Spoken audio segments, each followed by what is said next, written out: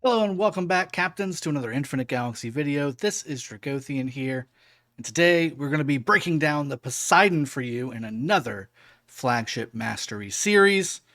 Let's talk about why the Poseidon first, and again, the format for this whole thing. We're going to go through the skills, we're going to go through the outfitting slots, we're going to go through what pairings work best with the Poseidon so that you can determine where to put this nice, juicy flagship. And then finally, we're just going to work into how you should use this flagship on the field in Galaxy Summit, in open field fighting. Is it a PvE ship, etc.? We're going to go through all that. So first off, let's go ahead and jump in. The Poseidon itself, what is it? The skills, let's start with skill number 1, the Trident of Poseidon. It's a missile boat flagship. However, again, this missile type does not impact anything whatsoever. All that matters is the total warship attack of 15%. Now, with that being said, this will get higher as you get a higher level of modification. So right now it's at 15% for me. Upgrade after the modification phase reaches 10.0, which right now we're at 7.3.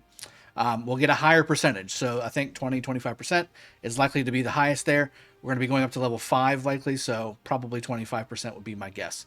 But this will increase the entire warship attack of your fleet, regardless of what type of warship you put with the Poseidon. They'll get that bonus. That's very nice. Number 2, we have Fortify HP, increases the total HP of deployed fleets. Again, this is a warship generic bonus. You do not have to have a particular type of warship to make this work. We've got the total warship HP at my current level of 27%, all the way up to 75.6%. That is a big bonus. And again, with it being generic, applying to any type of warship, not bad at all. Definitely like this skill. HP is definitely required. You want to have as much health as possible to stay and keep those warships alive as long as you can while you're fighting.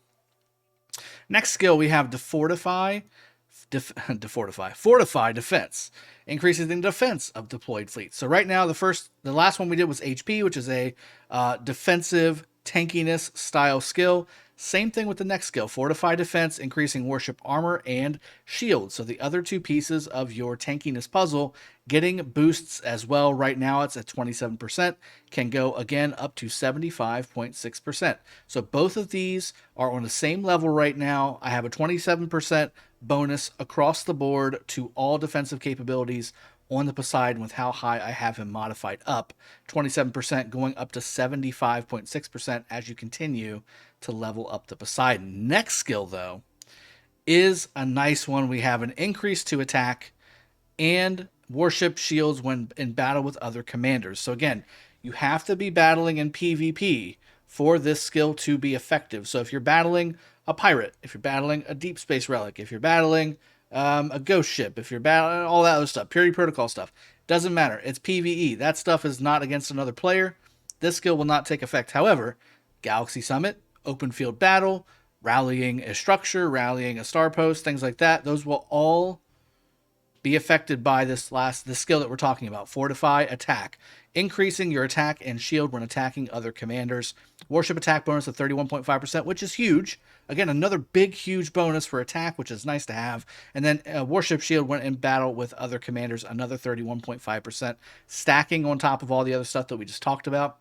Absolutely incredible. This is a PvP ship through and through. Finally, the last skill, we have Formation Defense, increasing the armor when the total HP of the deployed fleet is higher than 70%. Higher.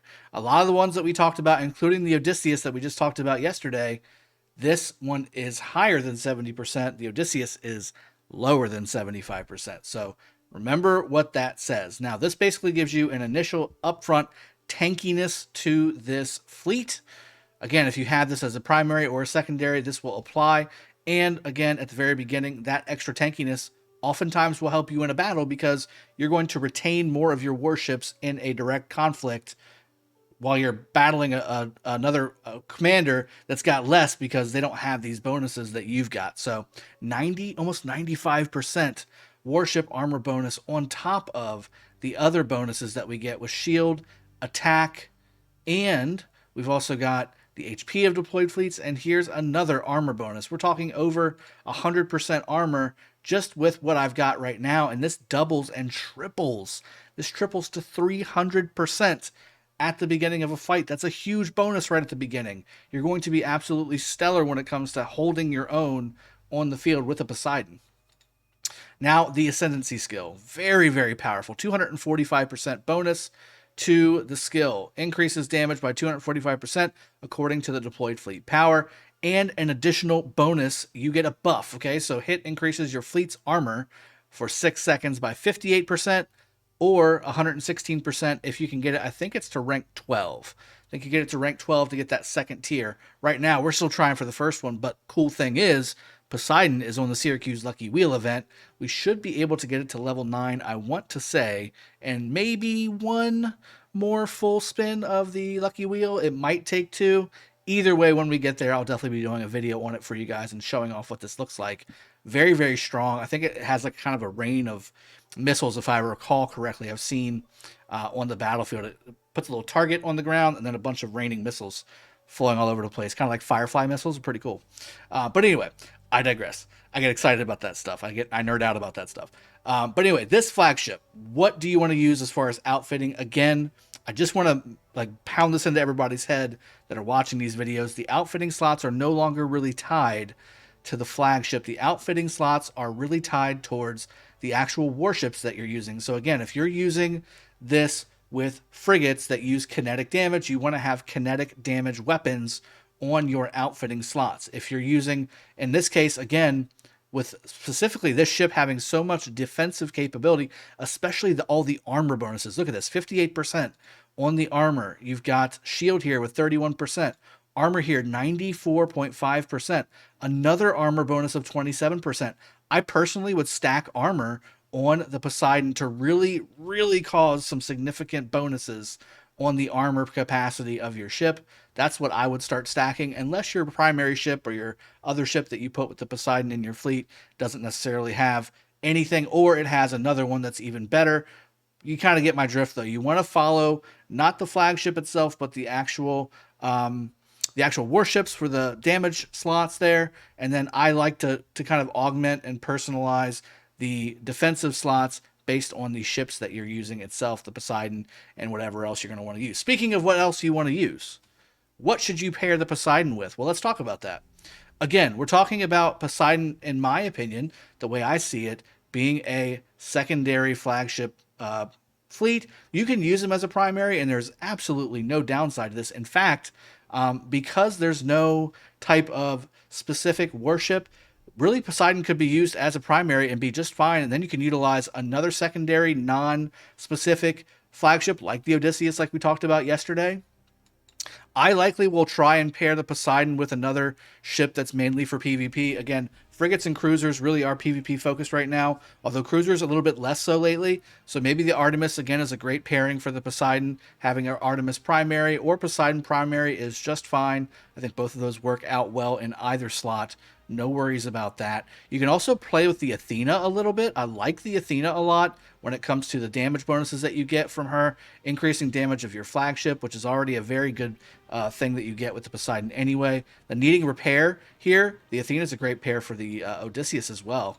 One to maybe add to yesterday's video. Increases the range of deployed fleets. Very nice as well, especially with that missile attack, increasing HP to the flagship and all warships. This is another good pairing. There's a good synergy with the defensive bonuses of the Athena to the Poseidon, reducing the enemy's fleet armor for the Ascendancy skill. And again, the bonuses that you get from the skills themselves for the HP, very, very strong there. You can obviously work out with any of the epic flagships. I just like to give you best top tier pairings for the future because you want to start working on these things as you go along. The Odysseus would be another great pair. In fact, doing the Odysseus primary with Poseidon secondary, not bad at all. You get the bonus of the last skill where the Poseidon had the bonus above 70%, and then the Odysseus has his bonus below 70%. Maybe that's a nice little trade-off, so that way you always have a bonus to play with whenever you're on the field, whether you're really high or whether you're really low on warships. Not too bad at all there either. I do like, from a PvE standpoint, you can pair up with the Prometheus or the Hercules, but again, we're not really talking about that. We're talking about damages. Hades, good primary example there. You want to have the damage bonus for the destroyers, attack and HP bonuses across the the platforms here, looking very, very strong. Hephaestus is also not too bad of a flagship. Again, this is a PvP flagship, increasing HP when attacking other commanders, which is something that Poseidon does as well. Poseidon Hephaestus, actually not a bad pairing at all now that I'm looking at it. That may actually be a premier pairing that you might want to think about, and you can use whatever type of warship that you want. All of the bonuses apply towards all of the different warships, so pretty strong there too. I really like that, actually. So again, we went through the skills here. We went through all those, and really we're looking at the Poseidon being a tank PvP warship. And again, when you're thinking about coming to mind with other flagships that would synergize, the Artemis being another tanky type of warship or flagship, not bad to use there with the Poseidon. Same thing with the Hephaestus that we just talked about, a little more damage based, so maybe a little bit of balance with that kind of pairing. And again, going with the Odysseus is more of a generic overall kind of thing, where the balance on the last skill is definitely nice to maybe think about using, trying that out too. I think those are all really the best pairings, but this is a PvP ship. If you're trying to PvE, really shouldn't be doing it. Again, this is fourth skill here, increasing attack and shield when attacking other commanders. This is basically an ineffective skill if you're using it against a non-player character. So really a PvP focused ship here, guys. That being said, I hope you enjoyed. This was another great Mastery Series guide for the Poseidon, a nice little flagship to be able to use on the field. And with it currently being in the Lucky Wheel event, a lot easier to maybe level up, a lot less expensive, leveling up the Poseidon, for instance, versus saying leveling up, I don't know, right now the Odysseus, even though that was a Lucky Wheel flagship. Maybe talking about the Athena, I mean, really hard to level that up right now because there's not a whole lot of ways to get it. You've also got the Titan down there, which I haven't even summoned yet because I have so many big players on my Nebula that I can't get to a top 10 to get the freaking Titan summoned. But the Cyclops, another one where you have to kind of buy the actual ships here. Same thing with the Artemis now. Being out of circulation there as well. So maybe the Poseidon's a good one to go ahead and start leveling up just because it's on the Lucky Wheel. Easier to get access to more and more of the blueprints that you need to modify rank on the Poseidon and get this guy up and running. Level up the actual level of the Poseidon itself to get this power level up and leadership boost up and call it a day. I think that's really the way it should go. That being said, let's go ahead and wrap the video up. I hope you guys enjoyed. I'll see you guys next time. Cheers. Have a good one and take care.